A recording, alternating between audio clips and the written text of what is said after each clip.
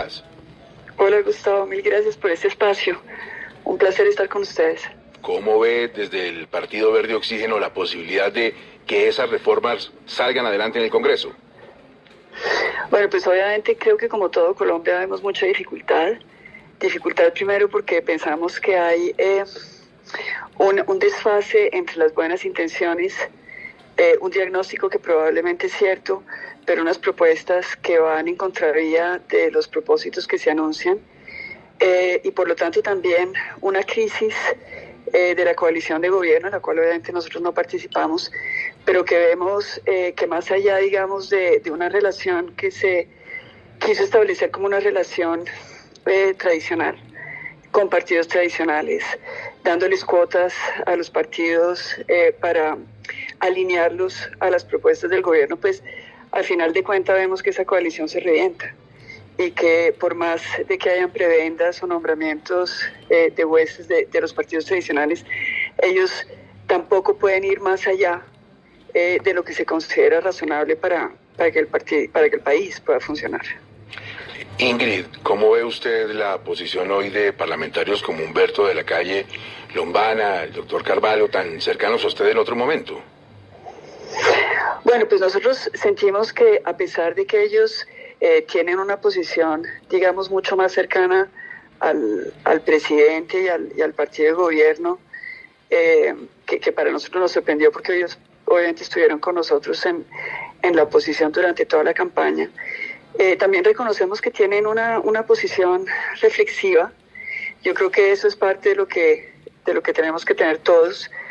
La oposición no es necesariamente atrincherarse en un no, digamos, sectario, sino tener una distancia con el gobierno, no recibir prebendas, y en eso en el partido somos, obviamente, pues es nuestro ADN, muy, digamos, es una línea muy fuerte, pero eso no quiere decir que no podamos ver que en ciertos momentos hay cosas que se puedan apoyar. Ahora, en las reformas que se han presentado, pues la verdad es que muy poco hemos visto que se pueda apoyar. Entonces, unas, digamos, propuestas se han caído por sí solas, y otras nos preocupan muchísimo, como le preocupan a todos los colombianos. La reforma a la salud para nosotros es realmente un experimento complicado porque pone de presente un sectarismo ideológico que no le conviene al país. Ahora, una cosa es que haya una decisión del Consejo Nacional Electoral respecto al doctor Carvalho o al doctor Humberto de la Calle, pero por ejemplo con el doctor de la Calle, ¿usted ya cortó vínculos, relaciones, conversación, o todavía hay alguna posibilidad de acercamiento? Bueno, ustedes saben que en política uno nunca corta definitivamente con nadie, es decir, lo vemos a diario. La política es dinámica. Aquí lo que hemos tenido en el partido pues es unas posiciones de obstrucción por parte de Humberto de la Calle y de Daniel Carvalho. Habíamos acordado que con Humberto de la Calle, habíamos acordado en su momento que las diferencias que tuviéramos las ventilábamos en privado y que sacábamos posiciones conjuntas en la medida en que eso fuera posible, pero ellos decidieron atacar al partido, no solamente, digamos, a través de los medios de comunicación, sino también ante el Consejo Nacional Electoral, ante el Consejo de Estado. Entonces, digamos que la relación que tenemos se ha complicado por esa posición de ellos. Mire, en una entrevista que usted le concedió en las últimas horas a nuestra colega Eva Rey, para sus entrevistas digitales, usted conversó con ella sobre ciertos comentarios que se habían hecho después de su liberación, en el sentido de que usted se había querido volver rica con la demanda que todos recordamos, en fin. Pero usted señaló a Francisco Santos como responsable de esas declaraciones. ¿Es así, Ingrid? Pues yo no tengo más conocimiento que el que puedan tener ustedes. Es decir, yo en ese momento no tenía y sigo sin tener la información de lo que pasaba por dentro y qué motivó ese tipo de sindicaciones, pero quien las hizo como portavoz fue Francisco Santos. Entonces, que hubiera seguido directrices del gobierno o que lo hubiera hecho de motu propio, de pronto él tenía un interés personal, de pronto pensaba lanzarse a la presidencia, no sé. El caso es que lo que a mí me queda claro es que al salir de cautiverio, al haber sido liberada por esa extraordinaria operación que todos recordamos, a mí se me indica de ser una persona codiciosa, que trata de buscar enriquecerse con su secuestro, que está demandando a los soldados que le liberaron. Y esa narrativa fue muy violenta, pues porque primero no era real. Yo no tenía realmente ni la capacidad emocional ni tampoco el conocimiento para saber por qué y de dónde venían esos ataques. Lo único que sé es que cuando yo salgo tengo una popularidad muy alta en la opinión pública, estamos hablando de 72%, y yo me acuerdo cuando vi esas encuestas, eso me puso muy incómoda, porque yo pensé, ¿por qué sacan esto así? Yo no quiero volver a la política, ¿a dónde va todo esto? Y la respuesta la tuve como a los 4 meses, cuando, es decir, me tiran a matar moralmente, obviamente, pues una muerte moral, en el sentido de que yo sé que nunca seré presidente en Colombia y que si lo hubiera querido, pues nunca podré servir a mi país de esa manera. Pero eso se da porque como víctima me acojo a la protección del Estado. Es decir, hay una ley de protección de víctimas del terrorismo que le dice a la víctima, presente su caso ante una entidad del Estado, y puede ser el Ministerio de Justicia, puede ser el Ministerio de la Defensa. Yo lo presenté ante el Ministerio de la Defensa porque me sentía protegida por el Ministerio de la Defensa y comprendida por mis... Bueno, pues porque el ejército, no solamente compartí con ellos esos años de cautiverio, sino que me salvaron la vida y me devolvieron la libertad.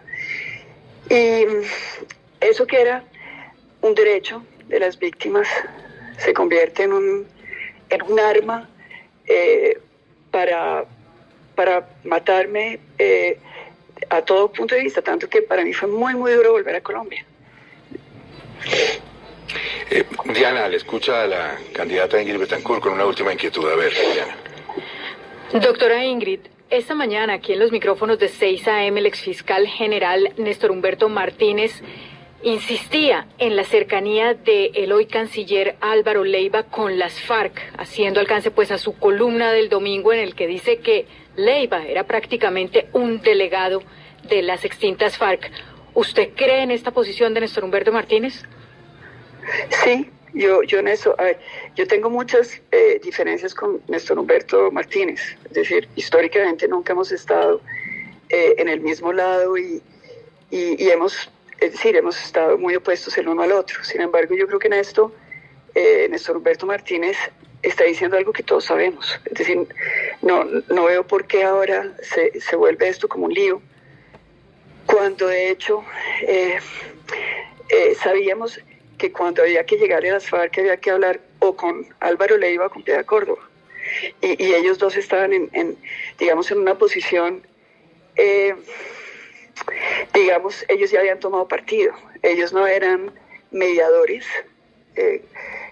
no hacían, no eran como mensajeros que llevaban y traían entre el Estado colombiano y la guerrilla información. Ellos representaban a las FARC. Ellos trabajaban para las FARC. En el caso de Leiva, lo sabemos en el gobierno de Andrés Pastrana, esto fue muy obvio. Yo realmente me sorprendo, es que la gente se sorprenda y que esto se debata cuando ya todo el mundo lo sabe. Es un hecho histórico. Un hecho histórico que causa mucha conmoción. ¿Usted sabe si él alguna vez, por ejemplo, negoció secuestros? Esto sí no tengo conocimiento. Perfecto. Pero me imagino que él tuvo algo que decir en mi secuestro.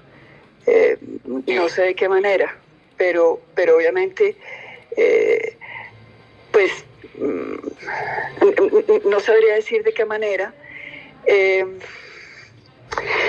tema de fondo, yo creo, es que estas personas que tuvieron una cercanía con las FARC, que estuvieron que fueron realmente las entrañas de las FARC, que les hablaban al oído, a sus comandantes, que influían sobre las decisiones que las FARC tomaban, pues con una reflexión, gente muy inteligente, con una reflexión, digamos, de las ventajas políticas o no, de poder liberar a una persona o de mantenerla en cautiverio, pudieron incidir sobre la suerte de nosotros. Es decir, que usted piensa que más o menos de lo que usted acusó a Piedad Córdoba en el sentido de abogar porque usted siguiera secuestrada, ¿podría haber pasado con Leiva? No creo, pues en todo caso no tengo ninguna información, pero lo de Piedad sí es confirmado. Y eso obviamente es muy duro, porque si ustedes recuerdan, estas personas que estaban como Piedad o como Álvaro Leiva, que estaban entre ambos, las familias nuestras los buscaron mucho. Yo sé que en mi familia, el papá de mis hijos, con el cual yo ya estaba divorciada, pero que fue muy, muy activo en buscar la liberación mía, que apoyó muchísimo a mis hijos, él narra cómo tenía un vínculo muy fuerte con Álvaro Leiva. Mi mamá fue muy, muy cercana a Piedad Córdoba.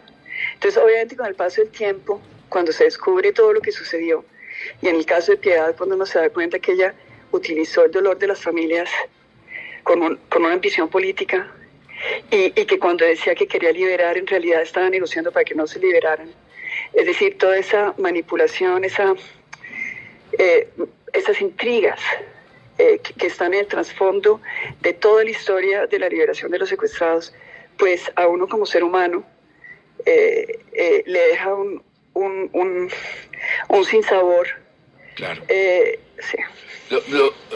Lo que está muy puntualmente sobre la mesa es que usted no tiene ninguna duda de que Piedad Córdoba se manifestó en el sentido, en vez de ayudar, en el sentido de ponerle a usted el pie sobre el cuello para que siguiera federada la libertad, y le queda la gran duda de por qué, si el hoy canciller Leiva era tan cercano a la guerrilla y tenía conocimiento de su familia y del dolor que vivían, nunca hizo nada. Sí, eso es esa es la reflexión que yo me hago. Pero bueno, digamos que ya estamos en otro momento de toda esta historia. Álvaro Leiva es canciller, y como canciller sí hay cosas que a mí me han preocupado muchísimo de su gestión. Me preocupan las nuevas alianzas que tiene para Colombia. Colombia ha sido un país que durante todos los últimos años ha creado una respetabilidad y se ha fortalecido a nivel internacional, tanto que hemos logrado cosas que no han logrado otros países vecinos con más, digamos, más fuerza, o por lo menos más grandes, con más peso que nosotros.